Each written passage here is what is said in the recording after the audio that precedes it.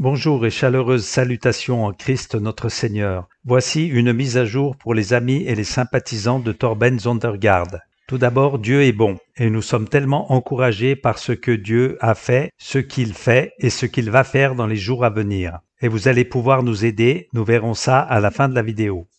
La semaine dernière, après 412 jours de prison, Torben Zondergaard a été libéré et expulsé par les services de l'immigration des États-Unis, l'ICE.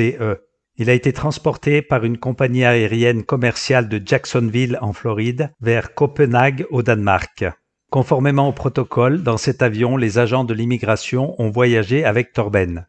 Il portait des vêtements normaux et n'a pas été menotté à son arrivée à Copenhague. Torben a été accueilli à l'aéroport par son avocat danois et n'a pas été empêché de repartir immédiatement pour retrouver sa femme dans un autre pays. Aujourd'hui, Torben est avec ses proches dans un lieu tenu secret. Ils sont en sécurité et soulagés de savoir qu'il n'est plus derrière les barreaux. L'Esprit du Seigneur est manifestement au milieu d'eux. L'atmosphère de joie et d'action de grâce qui règne est contagieuse, comme on peut l'imaginer.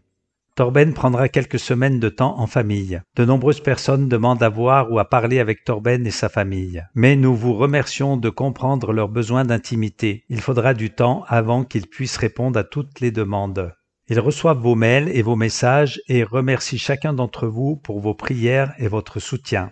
Voici un bref rapport sur les événements de ces derniers jours. Tout d'abord, Torben a été expulsé par l'ICE. C'est une division du département américain de la sécurité intérieure. Au cours du dernier mois, il apparaît clairement que quelqu'un de haut placé dans la direction de l'ICE voulait que Torben soit expulsé des États-Unis. Dans les semaines qui ont précédé son expulsion, les agents de l'ICE se sont montrés agressifs et ont même menacé Torben de poursuites pénales. Les dernières semaines ont été très stressantes. Un membre du Congrès américain a même déclaré publiquement que la détention de Torben était de nature politique et a condamné la manière dont l'affaire avait été traitée par l'ICE. La demande d'asile de Torben est une affaire distincte et cette demande est toujours en suspens et en cours d'examen par le tribunal fédéral américain. Si Torben se voit accorder l'asile, il serait autorisé à retourner immédiatement aux États-Unis avec sa famille, et c'est une possibilité réaliste. S'il vous plaît, continuez à prier pour ce sujet. Deuxièmement, le jour même où Torben est physiquement rentré en Europe, la presse européenne a repris ses attaques contre lui. Elle a repris là où elle s'était arrêtée lorsqu'il s'est enfui en 2019. Réfléchissez. Après 4 ans et demi de vie aux États-Unis, y compris les 412 jours qu'il a passés en prison, le jour même où Torben est revenu en Europe, la presse a recommencé à l'attaquer, lui et son ministère. Quand on y pense, on sait que ce n'est pas normal, même en Europe.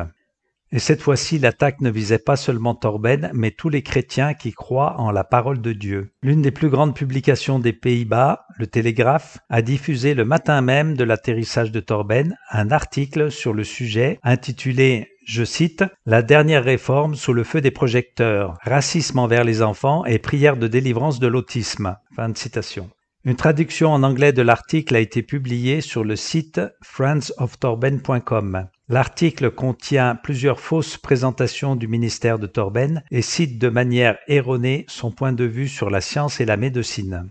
L'article ne fait aucune référence au fait que Torben vient d'être libéré de prison, ni au fait qu'un membre du Congrès américain a témoigné que Torben avait été ciblé et emprisonné en raison de sa foi chrétienne. L'après-midi même, plusieurs émissions d'information télévisées ont diffusé des séquences tendancieuses sur Torben et sur TLR, The Last Reformation.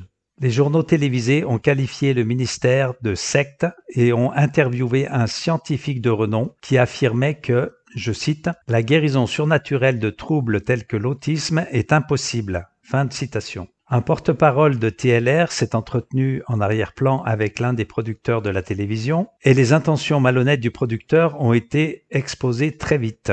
Lorsqu'on lui a demandé d'avoir la possibilité de répondre à l'affirmation du scientifique, disant qu'il était impossible de guérir de l'autisme, le porte-parole TLR a demandé au producteur s'il était intéressé par l'examen d'un cas documenté médicalement d'un jeune homme adulte qui avait été diagnostiqué comme souffrant d'autisme, de troubles de déficit de l'attention et de dyslexie, et que, après avoir été baptisé, il a été complètement guéri. Avant, ce jeune homme prenait la plus forte dose de médicaments légalement autorisés et après avoir donné sa vie à Christ et avoir été baptisé, il a été complètement guéri. Il est sorti de l'eau avec un système nerveux complètement guéri. Il n'a plus jamais eu besoin de médicaments et, sa dyslexie disparue, il a pu lire pour la première fois. Il ne présente plus aucun signe d'autisme ni aucun autre trouble neurologique. Et c'était il y a 7 ans.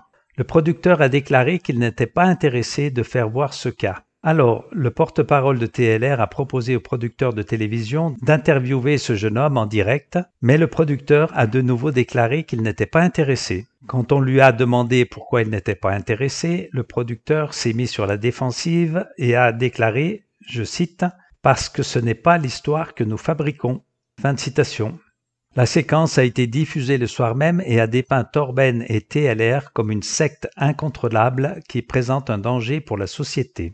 Ces attaques dans la presse européenne ne vont pas s'arrêter et elles veulent créer une confrontation entre la science et la pratique chrétienne de la prière de guérison. Le diable prépare le terrain pour les futures persécutions de l'Église au Danemark et en Europe. Le même narratif a été promu par les médias et les adversaires de l'Évangile jusqu'à ce qu'il entraîne le gouvernement danois à adopter une loi qui tient les gens responsables pénalement pour l'exercice de leur foi au travers de la guérison et de la prière de délivrance. Ici en Europe, les projecteurs sont de nouveau braqués sur Torben et TLR. Alors, nous vous demandons de prier. Lorsqu'on avance dans ce contexte compliqué, nous nous rappelons de la première lettre de l'apôtre Paul à l'église de Corinthe où il dit « Nous avons été livrés en spectacle au monde, aux anges et aux hommes. Quand nous sommes insultés, nous bénissons. Quand nous sommes persécutés, nous supportons. Nous sommes calomniés, nous parlons avec bonté. » Torben a été détenu pendant plus de 400 jours. Comme vous pouvez l'imaginer, il a beaucoup de choses à voir et à dire à sa famille et à ses amis proches. Il a partagé quelques histoires de son séjour en prison et elles sont absolument magnifiques. Des douzaines de personnes ont rencontré Jésus et se sont fait baptiser en prison. L'Évangile s'est répandu dans les nombreux dortoirs et des études bibliques ont commencé à être organisées dans différentes sections de la prison. Une petite église communautaire s'est formée et les gens s'entraident autant spirituellement que pour des choses pratiques. De nombreux détenus ont été expulsés ou ont été déportés dans leur pays d'origine. Ils ont emporté avec eux l'évangile de Jésus-Christ. Le fait que Torben a été renvoyé en Europe est une bénédiction stratégique. De premier abord, cela pourrait être perçu comme une perte, mais Dieu en a révélé les raisons profondes à Torben. Ceux qui connaissent Torben et qui ont suivi son ministère savent qu'il a une foi exceptionnellement audacieuse. Mais cet homme qui vient de sortir de prison marche dans un niveau de grâce et de bravoure tout nouveau.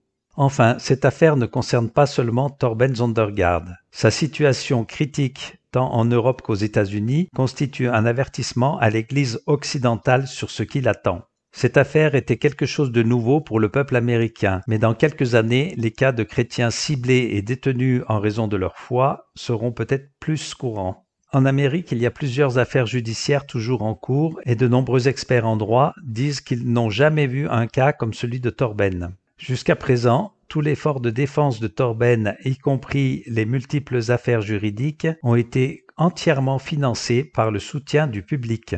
C'est un témoignage magnifique de la fidélité de Dieu. Et nous avons toujours besoin de ce soutien pour couvrir certains frais juridiques et pour pouvoir soutenir les actions en justice qui avancent. Vous pouvez envisager de faire un don déductible d'impôts, du moins pour les USA, à l'adresse suivante, friendsoftorben.com. Torben lui-même vous donnera des nouvelles dans les semaines à venir. Il désire vraiment vous partager les vérités glorieuses et réalistes que le Seigneur lui a montrées au cours de l'année passée. Le combat n'est pas terminé.